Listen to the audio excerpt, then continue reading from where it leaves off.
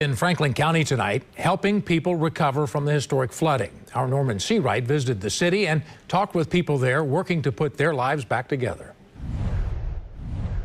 Piles of debris like this and cleanup crews are common around Frankfort and Franklin County as residents are still working to clean up after this historic flooding. But FEMA's in town to help. They've got a multi-agency resource center set up here. It's still just a shock of, I can still see the floodwater line. Katie Carney's South Frankfort home was devastated by floodwaters. Walls, furniture, appliances destroyed.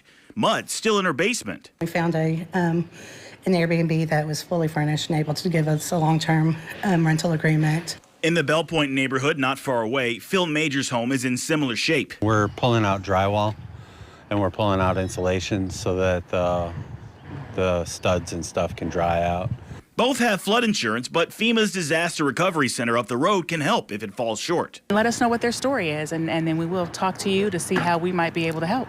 FEMA spokesperson Nicole Wilson says the agency can also help with temporary housing. We may be able to assist with some of the costs that they're incurring right now, and so a lot of times people don't know that. Ray Kinney, Franklin County's emergency management director, says getting people back in their homes is still priority. Sheltering's still a concern for us. The rebuilding process can be long. While volunteers help make the recovery work a little easier. And they'll literally put their hands on me and say, you need to sit down and let us work for a while.